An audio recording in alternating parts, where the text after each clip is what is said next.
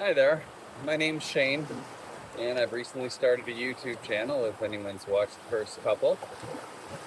And the path to inner peace, well, it's an ongoing journey. But once you make a decision to find peace, you can get it. It's just, you gotta figure out how. And maybe there's different ways for other people. So I'm kind of sharing the path to peace that I found and worked for me. As I stated before, the heart-brain connection, when you touch your heart space, breathe in slowly for 5 seconds, breathe in, breathe out slowly for 5 seconds or more, to calm your nervous system, and then feel the appreciation or love feeling. Do this 5 minutes, a few times a day. That can be life-changing for your peace, because it connects you to the heart space, which is basically our real energetic system is connected to everything else out there. We're appearing to be physical beings, but in reality, we are souls that are creating a manifested illusion of a body that feels real. It's an experience that definitely feels real, but reality is actually on the other side of the veil. It's essentially, you're a spirit having a human experience. You're not a body, you can never die, and yeah, that's it.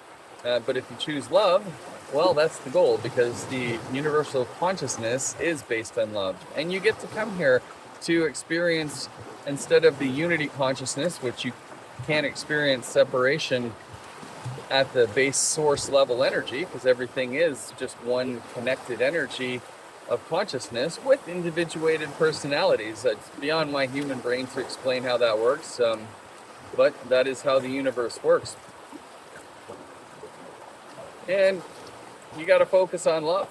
So if you find your life is crappy, if you're stressed and filled with anxiety, well, those are your own thoughts that are going against your base nature of the true love that you are. So you're actually projecting out things that you need to heal, and your fears and all that are not real. Well, they feel real. Oh my God, they sure do. I've been there. I still have one, to my knowledge, that I'm not quite overcoming, and that is claustrophobia. Yep, don't get me into an elevator. I'm like, nope, don't want to go into an elevator. For some reason, I just have trouble with that. But fears of other things, I've gotten over. That includes fear of being silly in public, dancing in public, singing in public. I do all of the above. I will sing and dance. I will have romance. It doesn't matter to me anymore. I'm joyful, and I live with spirit flowing through me. So I will do that anywhere. And I do, actually. I dance through forests. I danced on beaches.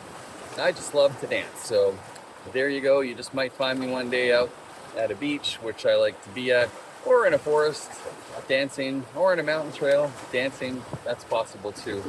I find I like doing what makes me joyful, and part of that is singing and dancing. And it doesn't matter how good I am in anyone else's opinion. It matters that it brings me joy. So that's what I do, and I express that. And I actually took some hip-hop absolute beginner dance lessons when I was working in Winnipeg last winter. I did that for about 4 months. That was fun. And I've been taking 30-day online singing class. So I'm just trying to learn and grow. I don't have any expectations of, am I going to do anything with it? I don't know. I'm just following my passion, and it makes me happy.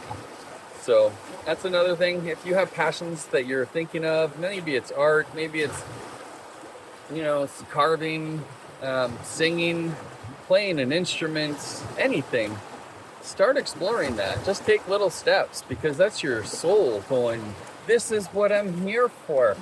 You're not here to do the fucking 9-to-5 job and grind out a fucking living just to barely make ends meet, So don't just go home and watch TV, and don't just go home and watch media. And if you're watching shit that is negative, well, then maybe you should stop watching shit that's negative, like the news. It's programmed to make you feel bad. This is a war of vibration that we're in right now. And do you like feeling bad? I know I like feeling joyful, and I know how.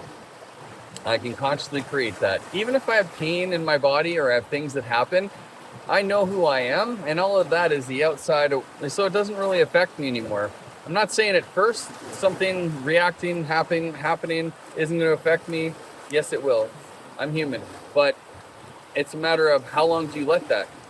If you let it go too long, then you can get the law of attraction working in a negative spiral, and you just go down, your vibration goes down.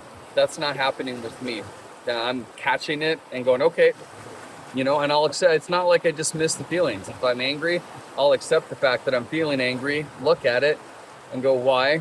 And I'll understand.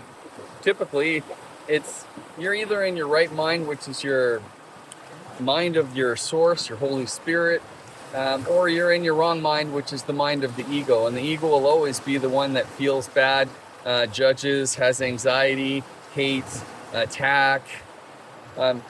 So yeah, you can choose which mind you want to be in. That's your path to inner peace. But what you put in your head as well is going to be a big part of that. When I started getting on the path to peace, all I did was start reading and listening to different teachers. Like I got how to